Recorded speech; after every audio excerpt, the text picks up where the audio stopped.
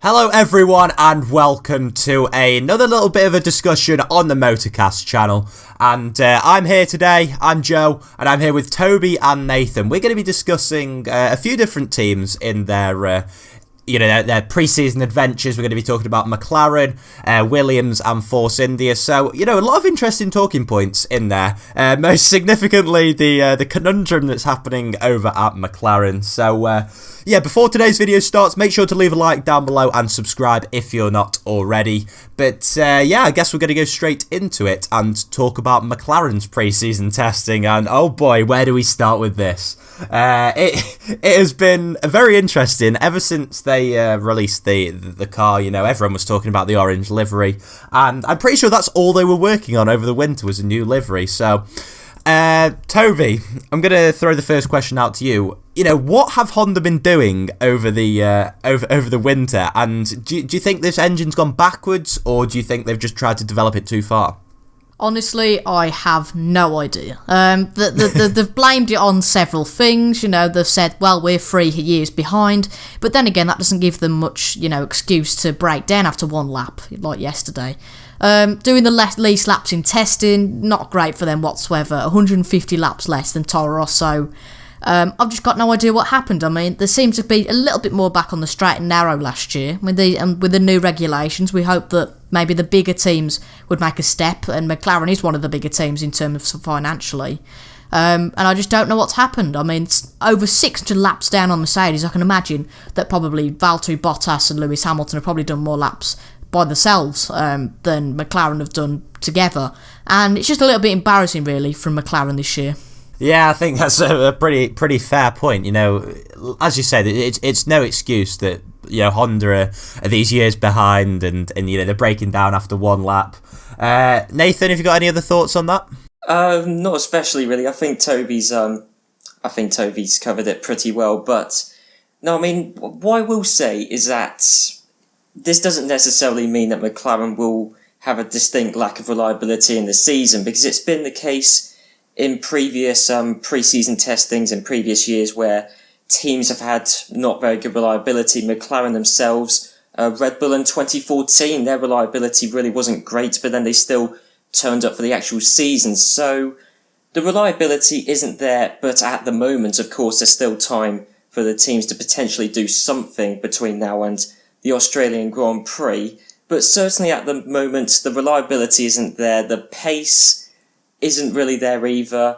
Fernando Alonso, he seems to think that it's purely down to the engine. That's the reason that McLaren are down on pace. So it's quite easy to blame the entire situation on Honda, but I think really once the reliability improves, they'll improve as a team massively once the reliability improves. Yeah, again, another pretty fair point. Now, you mentioned there about the car doesn't look quick, despite in spite of the engine troubles. So where do you reckon they will qualify in Melbourne?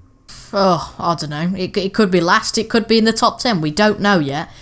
Looking at the kind of unofficial classification, over the 8 days they placed 17th and 18th, with Van Dorn ahead of Alonso. Probably Alonso having more problems with less kilometres ran.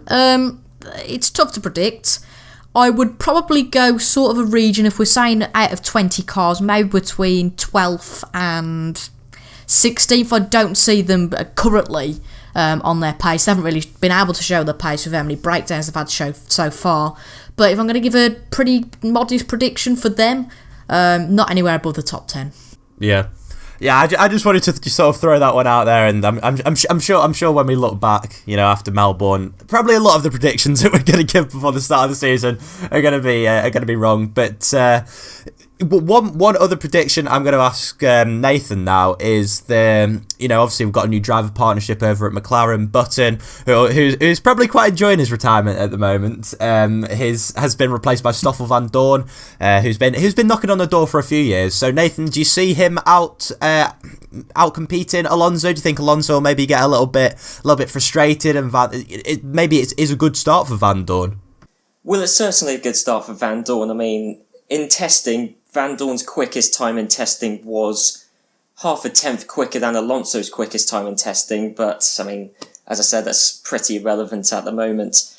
Alonso's certainly frustrated. I mean, Van Dorn, this is going to be his first full season in Formula 1, so I think he'll be more content with a unreliable, uncompetitive car, whereas Alonso, he's just going to get more and more frustrated, and I don't really think that's really going to help him at all. I think both drivers are very good. Obviously, Alonso certainly is. Van Dorn was quicker in testing. He's certainly a good driver. There's no doubt about it, really. But yeah, I think the driver lineup isn't really. You can't really doubt the skill of the drivers. It's just really whether the car can cut the mustard. Yeah, it's a fair point, and I think it could maybe be good for Van Dorn that he's come in maybe at a time when the car's not at its best, and a little bit like when Ricciardo came in to Red Bull in 2014, just after Sebastian Vettel's dominance. So the car getting slightly worse, I guess maybe aided him in that sense, but we'll have to see on that front. So. Yeah, I can't really think of too many other things to say on McLaren. I mean, obviously the big talking point is on the engine, so we'll have to see how they go when we get to Melbourne in under 2 weeks' time now. So, yeah, we're going to go on to Williams next, the second team that we're going to talk about today. Who, they've had a reasonably good testing, I think, especially Felipe Massa, who was obviously returned after his, the shortest retirement in F1 history. But I think the main talking point with regards to Williams is probably their new driver, the youngster Lance Stroll, who's he sparked quite a lot of talking, especially in the first week of testing. Nathan, have you been impressed with him in the second week of testing? Well, certainly, I think Stroll's second week of testing was a lot less eventful than his first week. It's difficult to really say at the moment with Lance Stroll, because I know he's got quite a bit of negative attention for the various spins and all sorts of incidents he's created for Williams, but I think really you can't really say too much either for him or against him until we actually get into a racing environment. But I think certainly the fact that we've heard less about him in the second week, less to do with crashing or any sort of negative press. I think it's certainly good that Stroll, he seems to have got more consistent in the second week, and he's up against Massa, and Massa, a driver who I don't personally rate all that highly, but to be fair to Massa, he has been electric in testing so far, so I think Stroll still unproven really, but Massa has definitely exceeded kind of any expectations I had for him, and actually Williams as a whole, heading into this season. Yeah, Toby, do you think that electric pace that Massa has got is genuine? And do you think that Lance Stroll is actually this far off the pace of Massa at this point? Well, I mean, it was a bit of a shock where Massa, I think it was day 5 where he topped the timesheets. It was definitely a bit of a shock when he topped the timesheets. And as of Lance Stroll, well, in the first few days, you've got to give him a little leeway and credit, because he's come from a car that's not a GP2 or a Formula 2 car now, or a GP3 car that's similar to F1. He's come from another Formula that I can't think what the hell it is, but it's different to F1 and different to the spec of cars of F1. So he's got to be given a little bit of time to adapt to the F1 cars, but as we just discussed there, his second week a lot less eventful than his first week.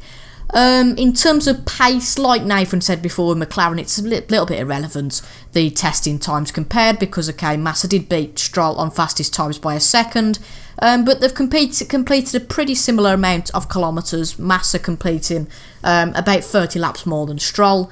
But Stroll, I think, is just all about time. Massa's had over 15 years in an F1 car, whereas Stroll's only had, the matter of a few days. So I think Stroll, definitely give him time, will definitely compete with Massa, but I think Massa he's a little bit underrated, I think, Massa. Yeah, I mean, I think maybe this season is going to sort of emphasise how quick Massa is. Obviously, Bottas going to Mercedes. So we sort of get a little bit of a comparison maybe between Massa and Hamilton, sort of a like-for-like sort of thing, especially if Bottas is up there competing with Hamilton. When Massa has been pretty well competing with Massa for a few years now. So Yeah, Stroll, as you said, it's literally, he's had what, like 3-4 days in an F1 car? You can't really judge that against 15 years, so I guess we'll have to see as the season goes on. Nathan touched on it before, so I'm going to throw it back to you, Toby. What are your opinions on Massa returning to the sport? Well, is it the best decision? I don't know. Against someone like Paul di Resta, because obviously they had this argument and fiasco with the Martini sponsorship. They couldn't get anyone under the age of 25, so that completely ruled out the likes of Pascal Wehrlein. And I think that's a bit of an embarrassment for Pascal Wehrlein. He'd have loved to drive that Williams car, but that's something that the other guys can talk about on the other preview.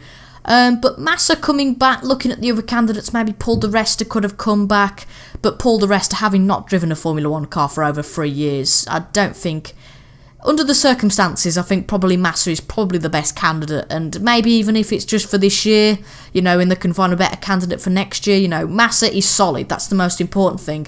For a team like Williams who are going to be consistently getting points, Massa's proven last year and in many other years that he can get points, and particularly as a number 2 driver to Schumacher and really Raikkonen, you could say, but more Alonso in his later years. I think he's a solid point scorer, and that's what Williams need, with maybe a more dangerous, I wouldn't say dangerous maybe, but a bit more dramatic driver in Lance Stroll of his moves, you know, not Maldonado style, but I can guarantee he'll probably be a little bit more aggressive, but you just need a safe head of Felipe Massa, and yes, I think it's probably a decent decision made by Williams. Yeah, it's sort of making the best of a bit of a sticky situation, I guess, with Martini, demanding this over 25 drivers. So finally on Williams, Nathan, I'll ask this one to you. Do you think that they can genuinely contend with those top 3 teams, or who are led to believe the top 3 teams in Ferrari, Mercedes and Red Bull? Or do you think they're going to be, in the midfield, again, sort of battling with your Force Indias and your Renaults this season? Well, if you're going off of testing times, I would say that Williams are probably going to be best of the rest, still behind Ferrari and Mercedes, probably behind Red Bull, but at the moment it looks like they're going to be ahead of Force India, Renault, Toro Rosso, etc. Difficult to really say, but I really wasn't expecting a great deal from Williams heading into this season. They've made a good impression, I think. I mean, Massa, 5th quickest in the overall testing times, just behind the Mercedes and Ferraris. So they've got some pace, but I don't think they can match Ferrari or Mercedes. So I think the best they could hope for possibly is 3rd, but I think it'll be a repeat of last season. I think they'll be competing with Force India, Renault possibly. So I think 4th, 5th, 6th, I reckon, is where we'll see Williams. Yeah. And one of the teams that you did mention there was Force India, and coincidentally that's the final team that we're going to be talking about today. Now we've heard some murmurings in the paddock recently that they could possibly be going for a pink livery for the new season, so that would be really interesting if that one did come off, adding a bit more colour to the grid. But onto the racing, less of the appearance, McLaren fell victim to that one. Force India are 5th in terms of the number of laps completed. They completed 785 laps in the second week. And again, I feel like they're probably classified in the same bracket as Williams. The testing times, once again, they don't really mean anything, but Sergio Perez was 10th fastest overall, with Esteban Ocon in 11th. But they've both been, pretty confident about the car. And obviously, when it got released, they were saying that they believe it has the potential to challenge the top 3. And do you think that's a reasonable target, Toby, or do you think they're maybe a little bit overestimating themselves there? They're probably a little bit overestimating themselves. I mean, in some race we've seen before with reliability and just general drama in race that yes, they probably could challenge the top 3, but over a race season, probably not. Considering you've got the 2 manufacturer teams, Ferrari and Mercedes, and Red Bull, that are pretty much a manufacturer team. Force India are going to struggle, and okay, they definitely are in fact the best pound for pound team in Formula 1. But probably on most occasions, 4th would probably be the best that they could hope for. A bit of an argument really between Renault and Force India about, Renault saying that only the best teams can compete, only the manufacturers, only the best financial teams can compete this year. But looking at testing pace, Force India have kept up to the likes of Renault and Red Bull as well. A little bit questionable for me that Ocon has gone to Force India. Okay, going back to the fiasco with Pascal Wehrlein, because Wehrlein probably was better suited for that seat at Force India. I'm not saying that Ocon's not ready, but if Wehrlein hadn't been linked to Williams, I think that Force India might have just gone for Wehrlein. But yeah, I'd probably say P4 is probably the best that Force India can hope for, unless something dramatic happens and they produce a really good car to go with the pink at the start of the season. Yeah, you made a good point on Ocon there, comparing him to Wehrlein. So, Nathan, do you think Ocon is going to be a good choice for them, or would you have preferred to see them go with someone like Pascal Wehrlein? Oh, that's a tricky one. I mean, Wehrlein and Ocon, they were quite similar when they were both at Manor, but I would like to see Wehrlein go to Force India purely because he's been in Formula 1 slightly longer, and both are similar drivers. I don't think Ocon was distinctly better than Wehrlein or vice versa, but going off of testing times, Ocon, he's been right up there with Perez. Hasn't really been any negative attention around Ocon, unlike with Lance Stroll, for example. But personally, it doesn't really make any difference to me whether it is Ocon over Wehrlein. Both would have been good choices. But I can't really say anything negative about Ocon at the moment. He hasn't done anything stand out amazing, and not really anything particularly bad either at the moment. Now, one interesting thing, now that you've both said about Ocon and the Wehrlein comparison, one interesting thing that I heard last season was that, when doing some testing for Mercedes and Force India, Esteban Ocon was known to be a hell of a lot better on, feeding back about, things about the car. And that was known to be, or rumoured to be, one of the reasons why Force India ended up going for him. And it's interesting actually looking at the number of laps completed. Esteban Ocon completed more laps than his teammate Sergio Perez, whereas Marcus Ericsson this week completed 445 laps compared to just 192 for Pascal Wehrlein, who obviously shared the duties with Giovinazzi this week. So yeah, I just thought that was a little bit of an interesting point to throw in. Obviously, Giovinazzi could have shared the duties with both Wehrlein and Ericsson. But maybe Sauber are also aware of this little bit of a problem, maybe with the feedback that Wehrlein is going with. So yeah, I don't know. I'm just going to throw that one out there. That could be, maybe one of the things that swayed the decision. Toby, would you say that's a viable thing to say? Yeah, I can completely understand that. Wehrlein, you could say that in terms of pace at the testing, that he is recovering from this incident he had at the Race of Champions. Yeah. But you could, that's a bit of an excuse, but not an amazing excuse considering that happened over 2 months ago, I think now. Unless it was a big injury. I don't know the extent of the injury, but I don't know about Wehrlein, I don't know about Ocon, I obviously haven't met them or whatever, but they both seem good drivers, and, like I say, Wehrlein probably been a better choice at Force India for his pace, but, best of luck to Ocon at Force India this season. Yeah, and I think that is about all of the talking points that we can that we've got covered. So yeah, this has been the review for Force India, Williams, and McLaren. Make sure to check out the other ones if you haven't already. Big thanks to Toby and Nathan for being the analysts on today's show. But yeah, leave a like on the video if you haven't already, and subscribe if you're new around here. But until the next video, guys, we'll see you later on Motorcast. Bye bye.